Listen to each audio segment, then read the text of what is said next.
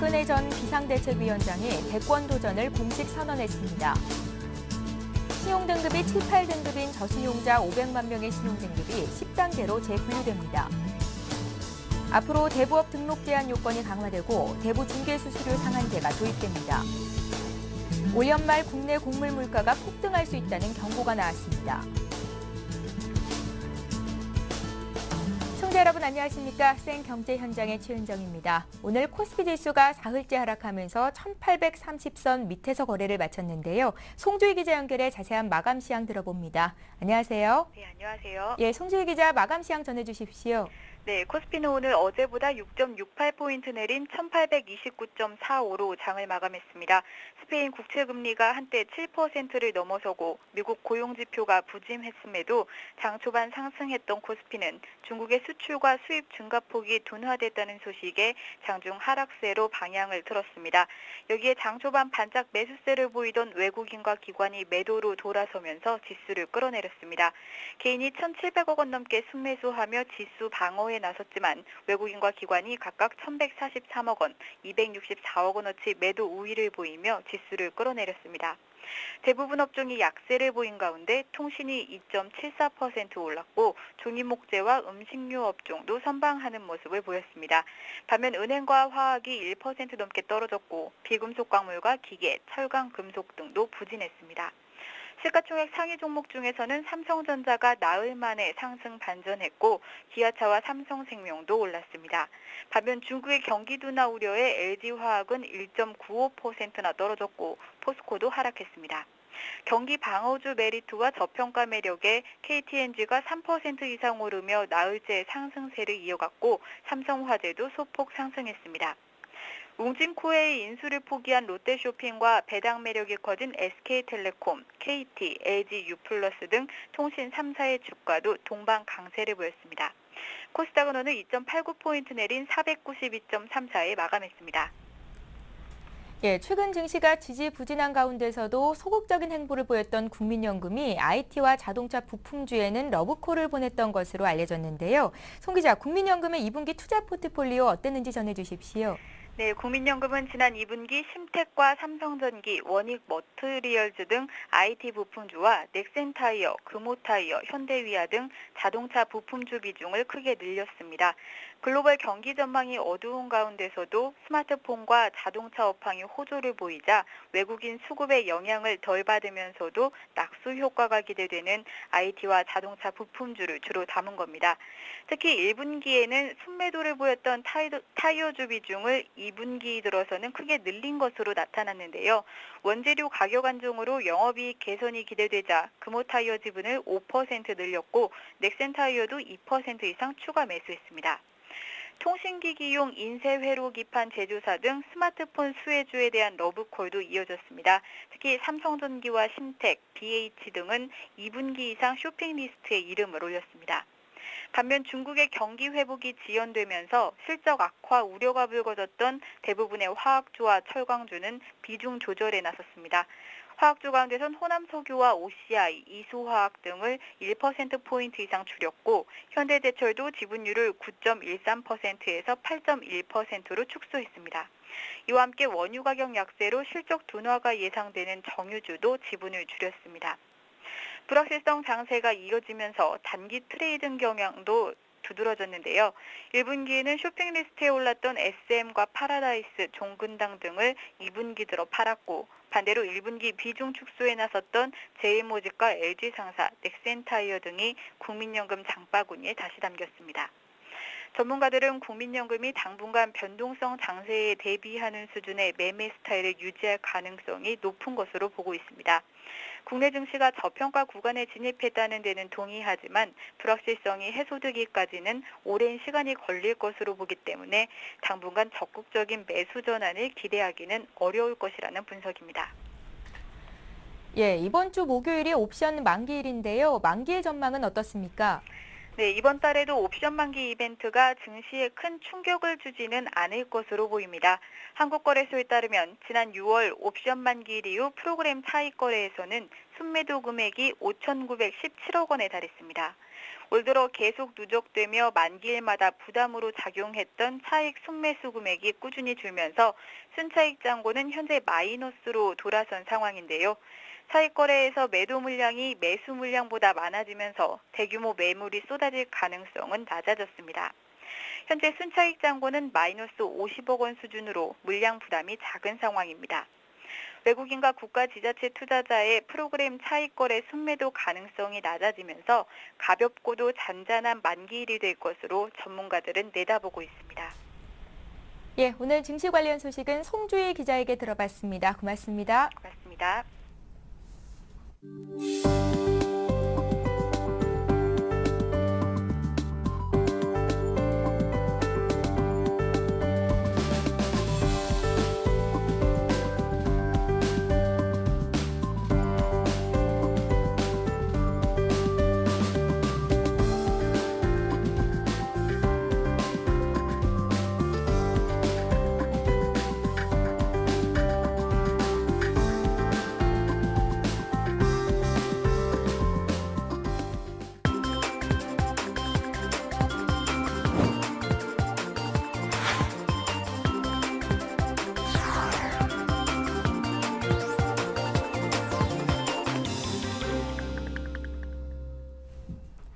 오늘의 주요 뉴스를 전해드립니다. 새누리당 박근혜 전 비상대책위원장이 대권 도전을 공식 선언했습니다. 박 전 위원장은 영등포 타임스퀘어에서 국민 여러분의 아픔을 같이 나누고 함께 해결하면서 국민 모두가 각자의 꿈을 이룰 수 있는 대한민국을 만드는 길에 저의 모든 것을 바치겠다며 대선 출사표를 던졌습니다. 박 전 위원장의 대권 도전은 2007년에 이어 이번이 두 번째입니다. 박 전 위원장은 출마 선언에서 국정 운영의 패러다임을 국가에서 국민으로 개인의 삶과 행복 중심으로 확 바꿔야 한다며 국민 행복을 위한 핵심 과제로 경제 민주화 실현, 일자리 창출, 한국형 복지의 확립을 꼽았습니다. 이어진 기자회견에서 최근 경선 룰을 놓고 불거진 불통 논란에 대해 불통과 소신은 엄격히 구분돼야 한다. 둘은 다른 것이라며 자신이 바라는 바대로 이뤄지지 않았다고 해서 상대방을 비난하는 태도는 옳지 않다고 강조했습니다. 신용등급이 7, 8등급인 저신용자 500만 명의 신용등급이 10단계로 재분류됩니다. 저금리 대출로 갈아타거나 채무 조정을 받도록 해 이자 부담을 덜어주기 위한 조치입니다. 금융감독원은 개인 신용평가사와 함께 비우량 신용등급 평가 시스템을 개발해 오는 9월부터 적용한다고 밝혔습니다. 재분류 기준은 장단기 연체 이력, 대출 보증 규모, 신용거래 실적 등입니다. 우량 등급으로 분류되면 기존 신용등급 체계에서는 낮은 신용등급을 받았더라도 저축은행 등 제2금융권에서 비교적 낮은 금리로 대출받을 수 있게 됩니다. 앞으로 대부업 등록 제한 요건이 강화되고 대부 중개 수수료 상한제가 도입됩니다. 정부는 이명박 대통령 주재로 국무회의를 열고 대부업 등의 등록 및 금융이용자 보호에 관한 법률 개정안을 의결했습니다. 개정안에 따르면 대부 중개 수수료는 대부 금액의 5% 이내에서 대통령령으로 정한 금액을 초과할 수 없고 대부업체 대표와 임원, 업무 총괄 대리인이 불법 행위로 형을 받을 경우 일정 기간 등록할 수 없습니다. 올 연말 국내 곡물 물가가 폭등할 수 있다는 경고가 나왔습니다.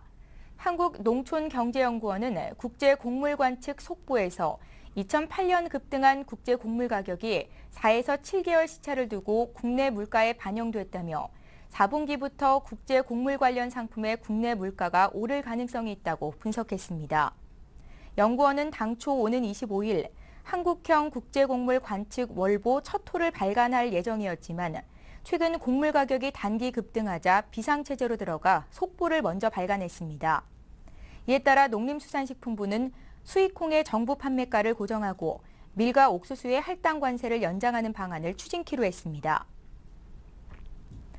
프로야구 19단 창단 논의가 재개될 전망입니다. 프로구단 대표들은 오늘 이사회를 열어 19단 창단과 관련한 일정 등 구체적인 방안을 한국야구위원회에 위임하기로 했습니다. 이사회는 지난달 19단 논의를 무기한 유보하기로 했지만 야구 팬들이 강력히 반발하자 불과 한 달 만에 긍정적으로 검토하기로 급선회한 것입니다. 양혜영 KBO 사무총장은 19단 창단과 관련해 충분히 진전된 제안이 있었다며 조만간 선수협회 인사와 만나 이 같은 제안을 논의할 예정이라고 밝혔습니다.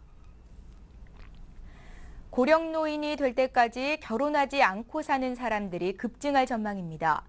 통계청은 혼자 사는 노인 65세 이상 노인 중 미혼자는 2010년 16,746명에서 2035년 10만 1,243명으로 6배 가까이 급증할 것으로 전망했습니다.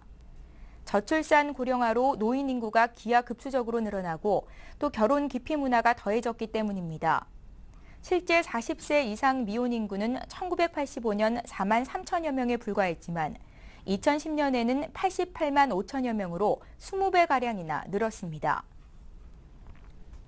어제부터 갤럭시 S3 LTE를 구입해 쓸 수 있게 됐습니다. 그런데 첫날부터 벌써 5만 대나 팔렸다고 하는데요. 관련된 내용을 정보산업부의 유주희 기자 연결해 들어봅니다.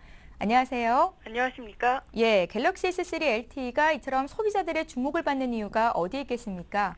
우선 두뇌 격인 중앙 처리 장치가 4개인 쿼드코어를 탑재해 빠른 속도와 처리 능력을 자랑하고요. 안드로이드 4.0 아이스크림 샌드위치 운영 체제, 4.8인치 HD 슈퍼 아몰레드 화면을 갖췄습니다. 카메라는 800만 화소입니다. 여기에 다양한 음성, 동작 인식 기능이 눈길을 끌고 있는데요. 스마트 화면 유지 기능은 웹서핑을 하거나 전자책을 읽고 있는 동안에는 화면을 터치하지 않아도 꺼지지 않도록 해주는 기능입니다. 사용자의 얼굴과 눈을 인식하는 기술력 덕분입니다. S보이스는 한 단계 진화된 음성 인식 기능인데요. 사진 촬영이나 통화, 음악 재생 등의 기능을 음성 명령으로 실행할 수 있습니다.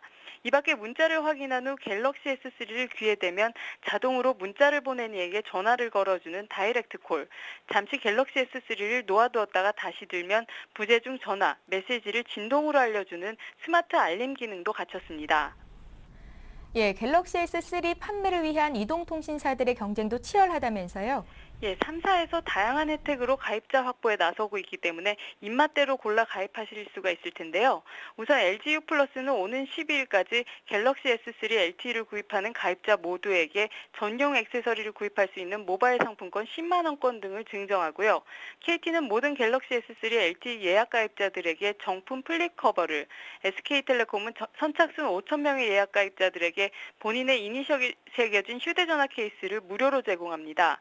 이 밖에 콘텐츠, 서비스의 경우 LG U 플러스는 동영상 서비스인 U 플러스 HTV를 3개월간 무료로 제공하고요. SK텔레콤은 일정 요금제 이상 가입자들에게 매월 2만 원 상당의 최신 콘텐츠를 연말까지 제공합니다. KT는 이달 말까지 일정 요금제 이상 가입자들을 대상으로 월 1,000분에서 1만 분의 가입자 간 무료 통화 혜택을 준비했습니다. 저도 얼른 써보고 싶기는 한데요. 경쟁사 제품들도 만만치 않다고 해서 고민이 됩니다. 펜텍은 이미 출시한 베가 레이서 2에 이어 조만간 베가 S5를 출시하고 갤럭시 S3와 경쟁하게 되는데요. 베가 레이서 2가 음성 인식 기능과 빠른 속도로 주목을 받았다면 베가 S5는 5인치 대형 화면에 세계에서 가장 얇은 테두리, 1300만 화소 카메라를 내세우고 있습니다. 여기에 대용량 배터리를 탑재해 LTE 스마트폰 중 가장 긴 11시간의 연속 통화가 가능하고요. 움직이는 물체에도 자동으로 초점을 맞춰주는 카메라 기능, 멀티태스킹과 음성인식 기능 등 다양한 스마트 기능을 갖췄습니다. 이 밖에 LG전자도 앞서 출시한 옵티머스 LTE2에 이어 내달에는 쿼드코어 LTE 스마트폰을 선보일 예정입니다. 또 애플의 아이폰 5 LTE 버전은 이르면 9월 출시될 가능성이 높은 만큼 좀 더 기다렸다가 비교해보고 구입하시는 것도 좋을 것 같습니다. 그러면 새 스마트폰을 구입할 때 좀 더 경제적으로 구입할 수 있는 방법은 없을까요? KT와 SK텔레콤은 각각 중고 휴대전화 보상 프로그램인 그린폰, T-에코폰 제도로 할인 혜택을 제공하고 있습니다. 쓰던 휴대전화를 반납하면 상태에 따라 수만 원에서 20만 원, 30만 원까지 구입비를 아낄 수 있습니다. 이 밖에 SK텔레콤과 KT의 경우 멤버십 포인트로 기기값을 일부 지불할 수 있고요. 통신사에 따라 요금을 제휴카드로 납부하면 할인 혜택을 받을 수도 있습니다.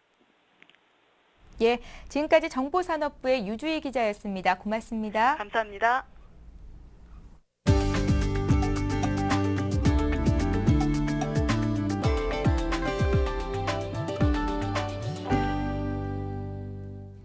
기아 자동차는 2년 연속 중형 SUV 판매 1위에 오른 소렌토의 세 번째 페이스리프트 모델 뉴 소렌토 R을 출시했습니다. 최고 출력 184마력의 R2.0 디젤 엔진과 최고 출력 200마력의 R2.2 디젤 엔진 등 두 개 모델을 선보였습니다. 2.0 모델은 리터당 17km, 2.2 모델은 리터당 16.1km 연비를 자랑합니다. 7인치 컬러 LCD 패널을 내장한 슈퍼비전 클러스터를 국내 SUV 최초로 적용했으며 스마트폰을 이용해 원격 시동 등이 가능한 텔레매틱스 서비스 유보 시스템도 탑재했습니다. 삼성전자의 갤럭시 S3 LTE 모델이 출시하자마자 국내 휴대전화 시장 신기록을 수립했습니다.